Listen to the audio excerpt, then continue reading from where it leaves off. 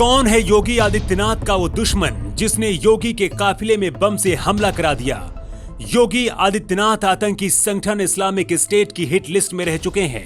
कई आतंकी संगठन भी योगी आदित्यनाथ को ठिकाने लगाना चाहते हैं। छोटी सी भी अगर चूक हो जाती तो योगी आदित्यनाथ आज नहीं होते।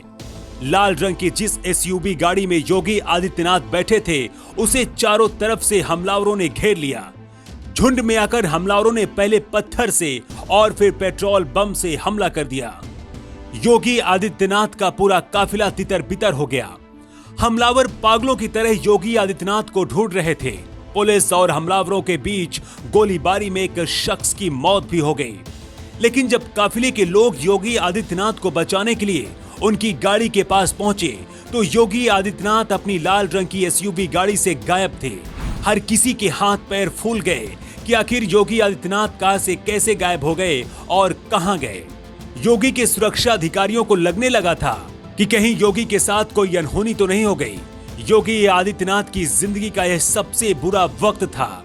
अगर योगी आदित्यनाथ को उस दिन हमलावर पा जाते तो योगी आज यूपी के मुख्यमंत्री नहीं होते। लेकिन ये हमला करने वाले लोग कौन थे और योगी आदित्यनाथ कैसे बचे, चलिए पूरी कहानी आपको बताते हैं। उत्तर प्रदेश के मुख्यमंत्री योगी आदित्यनाथ दशकों से कई आतंकी संगठनों के निशाने पर हैं। योगी की कट्टरपंथी विचारधारा आतंकवादियों को परेशान करती है।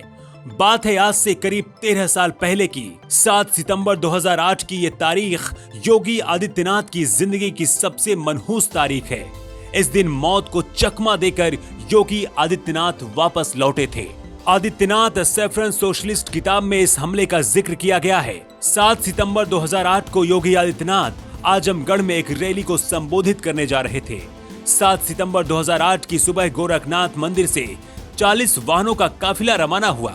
आजमगढ़ में कुछ गलत होने का अंदेशा पहले से था, इसलिए योगी की टीम ने तैयारी कर ली थी। काफिले में योगी की लाल रंग की एसयूवी 7वें नंबर पर थी। काफिला आजमगढ़ से थोड़ा पहले था। तभी एक पत्थर काफिले की 7वीं गाड़ी पर आकर टकरा गया। कुछ देर बाद ही चारों तरफ से पत्थरों की बारिश शुरू हो गई और फिर पेट्रोल बम से हमला किया गया। हमले से बचने के लिए योगी के समर्थक तितर बितर हो गए। काफिला 3 हिस्सों में बंट गया। इस दौरान 6 वाहन आगे चले गए और बाकी के पीछे। हमलावर वाहनों को घेर कर हमला करने लगे। निशाना योगी आदित्यनाथ थे, जिनको हमलावर नहीं ढूंढ पा रहे थे।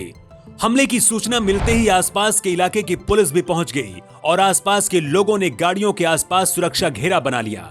योगी आदित्यनाथ को बचाने के लिए पुलिस ने जवाबी कार्रवाई की, जिसमें एक शख्स की मौत हो गई। कई लोग घायल भी हुए, जिन्हें अस्पताल पहुंचाया गया। लेकिन योगी आदित्यनाथ का कोई अता पता नहीं था। सब लोग योगी को खोजने लगे। कुछ समय के लिए तो ऐसा लगने लगा था कि योगी आदित्यनाथ अब वापस नहीं लौटेंगे। लेकिन कहते हैं योगी आदित्यनाथ जमीन को सूंघ कर बता देते हैं कि आगे क्या होने वाला है। मौत के बीच पहुंचकर भी हमलावरों को बेवकूफ बना दिया। खोजबीन शुरू हुई तो पता चला कि योगी आदित्यनाथ पहले ही बहुत आगे निकल चुके हैं और बाकी गाड़ियों के आने का इंतजार कर रहे हैं।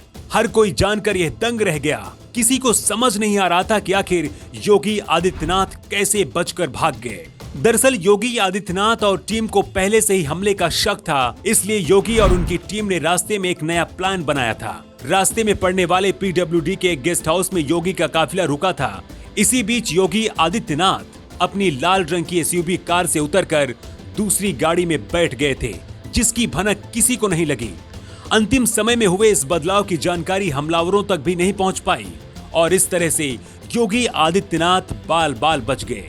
मतलब अगर उस दिन योगी आदित्यनाथ अपनी गाड़ी नहीं बदल देते तो शायद हमलावर उस दिन योगी की हत्या भी कर सकते थे। लेकिन योगी मौत को चकमा देकर वापस लौट आए। लखनऊ से न्यू टाइम्स के लिए ब्यूरो रिपोर्ट।